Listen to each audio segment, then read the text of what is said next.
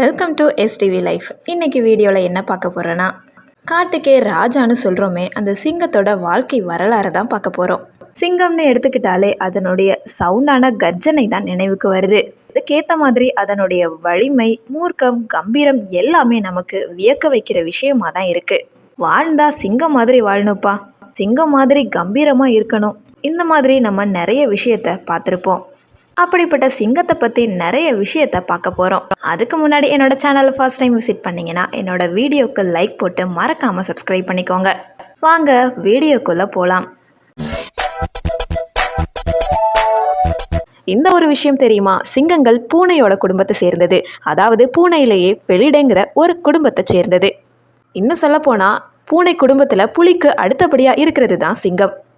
உலகத்தில் இருக்க சிங்க வகையில் ஆசியாவிலையும் ஆப்பிரிக்கா வகை சிங்கங்கள் தான் அதிகமாக இருக்கிறதாகவும் சொல்லப்படுது. சிங்கங்கள் எப்பொழுதும் குடும்பமாக, அதாவது எப்போதும் குழுக்களாக தான் வாழுமாம். அந்த ஒரு குழுக்களுக்கு ப்ரைட்ஸ்னும் சொல்லுவாங்க. அந்த ஒரு ப்ரைடில் 10 முதல் 15 ஆண் சிங்கங்களும் 6 முதல் 7 பெண் சிங்கங்களும், மீதி உள்ளவை குட்டிகளாகவுமே இருக்குமாம். இன்னொரு இன்ட்ரெஸ்டிங் ஃபேக்டாக சொல்லணும்னா, சிங்கத்தோட கர்ஜனைங்கிறது 5 மைல் தூரம் வரைக்கும் கேட்குமாம். அதாவது 8 கிலோமீட்டர் வரைக்குமே தெளிவாக கேட்குமாம். அடுத்ததாக சிங்கங்களோட வேகம்ங்கிறது 70 மைல் வேகத்தில் இருக்குமாம். இன்னும் சொல்லப்போனால் சீட்டா போல் வேகமாக ஓட முடியலனாலும் 50 mph வேகத்தில் ஓட முடியுமாம். நம்ம நிறைய இடத்துல பார்க்கலனாலும் நிறைய வீடியோஸில் பார்த்துருப்போம். சிங்கங்களில் நிறைய சிங்கங்கள் வெள்ளை நிறத்துலையுமே காணப்படும். ஆனால் இந்த ஒரு சிங்கம்ங்கிறது வேறு வகை இனமும் கிடையாது. இதுக்கு காரணம் என்னன்னா, லூசிசம்ங்கிற ஒரு மரபணு குறைவால தான் ஏற்படுதாம். அந்த ஒரு காரணத்தினால தான் இந்த சிங்கங்கள் வெள்ளை நிறத்தில் காணப்படுதுன்னு சொல்லப்படுது. சிங்கங்கள் சுமார் 20 முதல் 25 வருஷங்கள் வரைக்குமே வாழக்கூடிய திறன் கொண்டதுன்னு சொல்லப்படுது.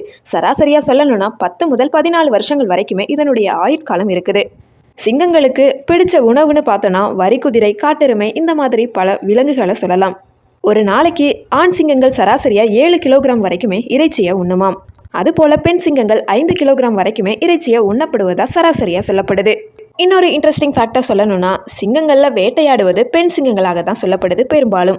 அது மட்டும் இல்லாமல் பெண் சிங்கங்கள் பெரும்பாலும் புத்திசாலித்தனமாகவும் தந்திரமாகவும் குழுவாகவும் சேர்ந்து எப்போதுமே செயல்பட்டு எப்போதுமே இரையை வேட்டையாடுவதா சொல்லப்படுது.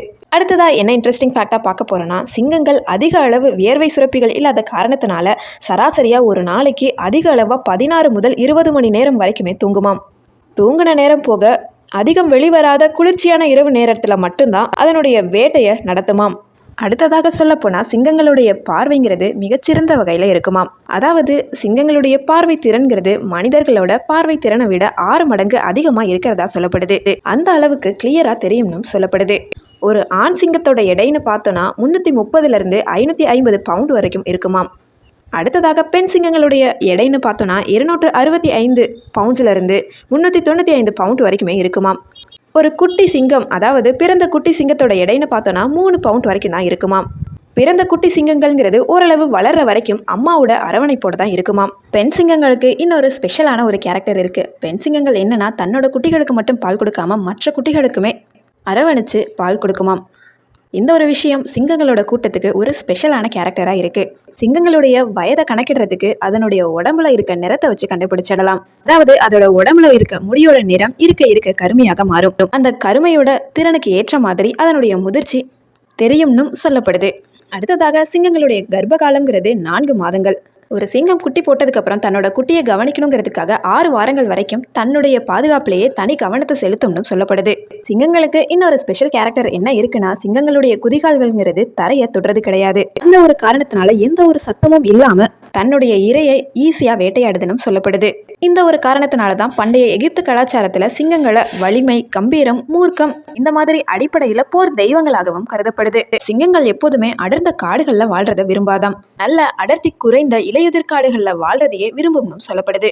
சிங்கங்களுக்கு கேட்கும் திறன்கிறது அதிகமாகவே இருக்கு. சிங்கத்தை விட அதே போல சிங்கம் மாதிரி மற்ற விலங்குகளால் வேட்டையாட முடியுமான்னு கேட்டால் கண்டிப்பாக முடியும். அப்புறம் ஏன் மற்ற விலங்குகள் காட்டுக்கு ராஜானும் சொல்லப்படலை? அதுக்கு காரணம் என்னன்னா, சிங்கத்தினுடைய கர்ஜனையும் அதனுடைய தோரணைக்காக மட்டும்தான் அவை காட்டுக்கு ராஜானும் அழைக்கப்படுது. எந்த ஒரு விலங்கினங்கள் என்ன ஒரு திறன் கொண்டிருந்தாலும் என்னைக்குமே காட்டுக்கு ராஜா சிங்கமாக தான் இருக்குது. அப்படிப்பட்ட சிங்கங்களோட இன்ட்ரெஸ்டிங் ஃபேக்ட்ஸ் உங்களுக்கு பிடிச்சிருக்கும்னு நினைக்கிறேன். இந்த வீடியோ பிடிச்சிருந்துச்சுன்னா என்னோட வீடியோக்கு லைக் பண்ணுங்க, ஷேர் பண்ணுங்க. இந்த வீடியோ பற்றி நீங்கள் என்ன நினைக்கிறீங்கன்றதையும் என்னோட கமெண்ட்டில் சொல்லுங்கள். மறக்காமல் என்னோட சேனலை சப்ஸ்கிரைப் பண்ணாமல் பார்த்துக்கிட்டு இருந்தீங்கன்னா ப்ளீஸ் சப்ஸ்கிரைப் பண்ணிக்கோங்க. தேங்க்யூ ஸோ மச் ஃபார் வாட்சிங்.